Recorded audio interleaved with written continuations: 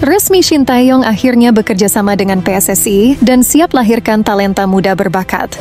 Demi lolos Piala Dunia, begini perjuangan para pemain timnas Indonesia meningkatkan performanya. Sungguh menggelikan, Malaysia dan Vietnam jilat ludah sendiri setelah hina program Indonesia. Dan kabar timnas Indonesia terbaru lainnya hari ini, seperti timnas Korea Selatan yang menganggap timnas Indonesia rival akan kita ulas tuntas di sini. Jadi pastikan kalian menonton hingga selesai, karena banyak informasi penting yang harus kalian ketahui berikut ini. Kabar pertama, demi lolos Piala Dunia, begini perjuangan para pemain timnas Indonesia meningkatkan performanya. Beberapa pemain timnas Indonesia saat ini yang posisinya jarang dimainkan oleh Patrick Kluivert, seperti Nathan Jo Aon dan Rafael Struijk, saat ini mereka sedang melakukan latihan sangat intens setiap harinya. Latihan ini mereka lakukan demi mengembalikan lagi performa terbaik mereka. Saat ini Nathan dan Struijk sama-sama masih tanpa klub. Menariknya, dua pemain ini dikabarkan menolak tawaran klub dari Liga 1 Indonesia.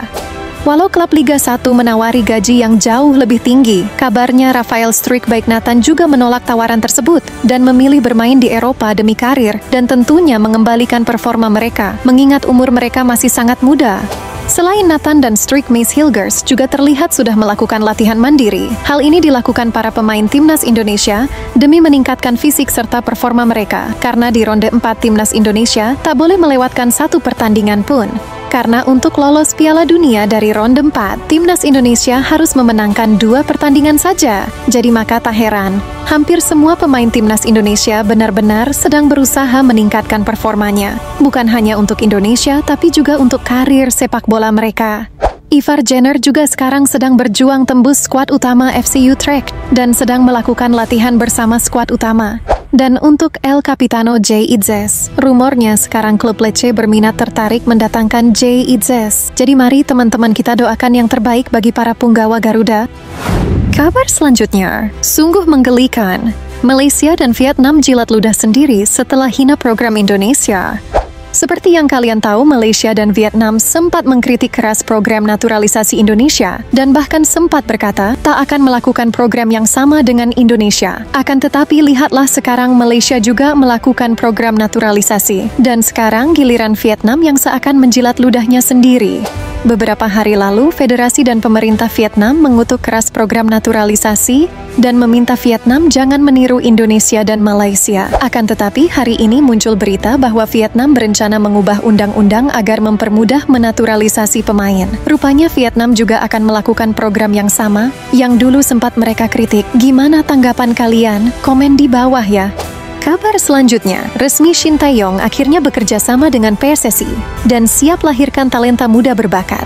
Shin Tae-yong saat ini sudah tak melatih timnas Indonesia. Shin Tae-yong pergi meninggalkan pondasi yang kuat bagi timnas Indonesia. Banyak juga history maker yang tercipta. Maka tak heran sosok Shin Tae-yong selalu disambut hangat oleh para fans. Apalagi saat ini Shin Tae-yong resmi bekerja sama dengan PSSI. Seperti yang kalian tahu, Shin Tae-yong mendirikan sekolah sepak bola di Indonesia yang bernama Shin Tae-yong Academy.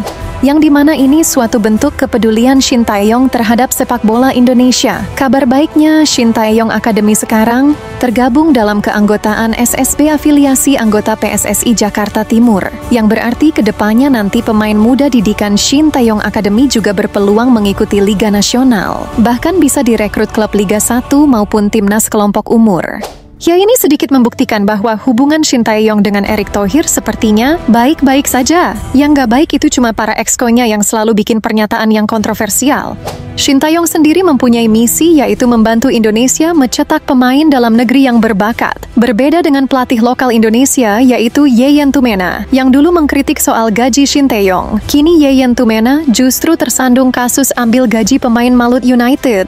Gimana tanggapan kalian? Komen di bawah ya. Kabar selanjutnya, Timnas Korea Selatan U23 anggap Indonesia rival. Begini penjelasannya.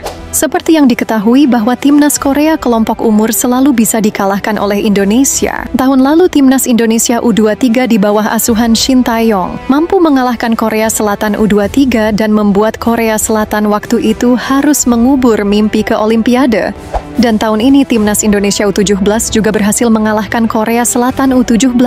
Rupanya hal itu membuat Korea Selatan menganggap timnas Indonesia lawan yang serius. Media Korea mengatakan bahwa timnas Korea saat ini memandang Indonesia sebagai rival. Walau di saat ini timnas U23 Indonesia tidak dilatih Shin Tae-yong, tetapi Korea tetap menganggap timnas Indonesia sebagai lawan yang berat.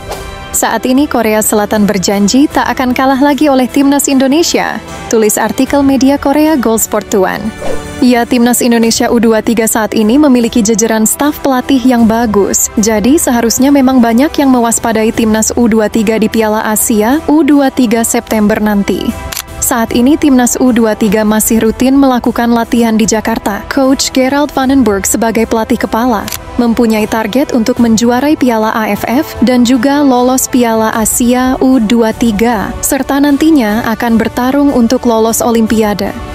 Coach Gerald Vandenberg juga didampingi oleh Simon Tahamata, yang mana sosok Simon Tahamata sendiri adalah sosok yang cukup sukses mendidik di Akademi Klub Ajax. Maka tak heran banyak rival Indonesia di Asia seperti Vietnam, Thailand, dan Malaysia kaget melihat jajaran staf pelatih timnas U23. Jadi semoga saja timnas U23 saat ini bisa lebih bersinar dari sebelumnya.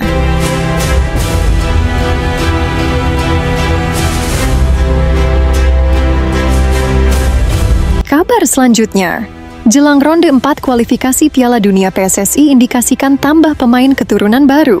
Beberapa waktu yang lalu, Erick Thohir ditanyai oleh wartawan tentang kemungkinan penambahan pemain diaspora baru. Erick Thohir hanya menjawab, "Ya lihat saja nanti," tegas Erick Thohir. Jika ada tambahan pemain baru, Mimin rasa sepertinya akan fokus dicari untuk sektor depan dan sayap kanan. Memang banyak sekali pemain keturunan Indonesia yang dirumorkan akan diproses WNI. Akan tetapi sepertinya nama yang paling potensial adalah Miliano Jonathan. Mengingat Miliano adalah pemain sayap kanan yang memiliki tendangan kaki kiri yang sangat bagus. Hampir semua golnya selama karirnya dicetak dari luar kotak penalti menggunakan tendangan keras kaki kiri.